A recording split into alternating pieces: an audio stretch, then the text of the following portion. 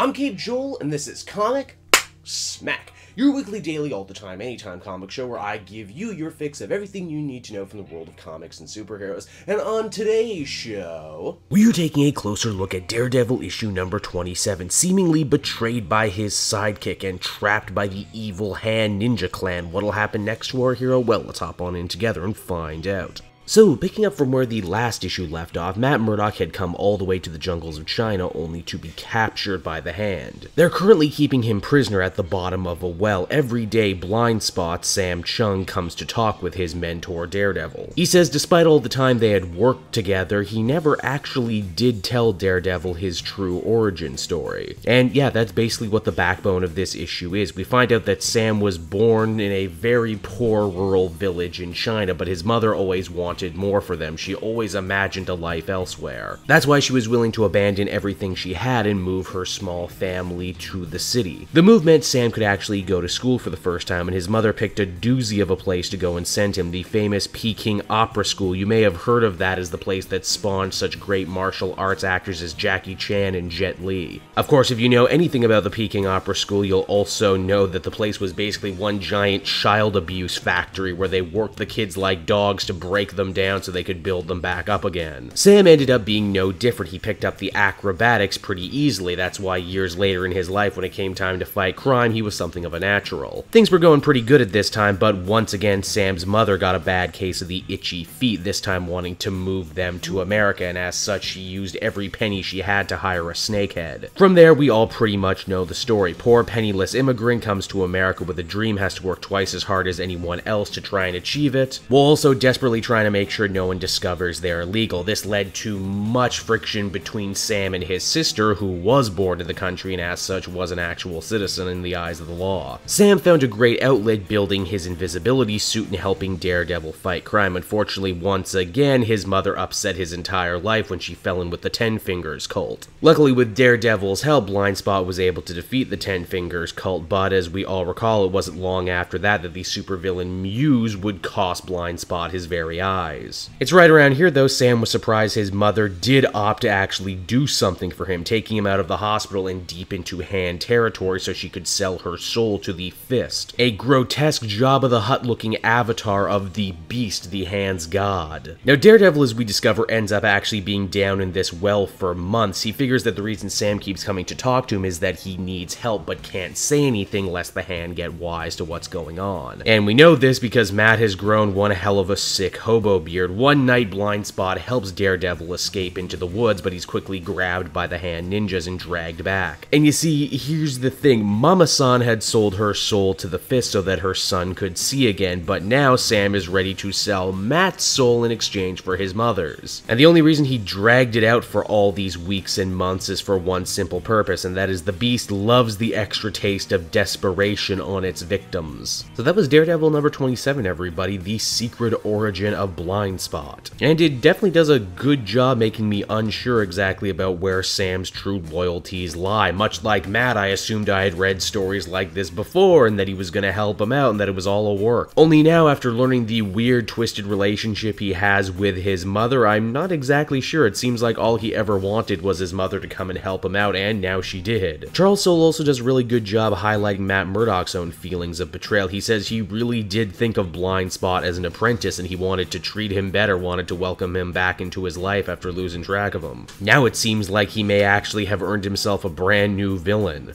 Overall, pretty solid stuff. I can't wait for the finale of this one. Overall, I would give it a 7.5 out of 10. So that's Daredevil, everybody. I hope you enjoyed it, and as always, why not check out some of the other videos I have available on my channel. Then you can follow me on social media at Cape Joel. And if you really like what I do, why not head on down to the description of this very video and click on that Patreon link. Patrons get exclusive access to videos and content before anyone else, and they can do so for as little as $1 a month. So until next time, everyone, this has been Cape Joel. Thank you so much for watching, and I'll see you all again later. Bye-bye.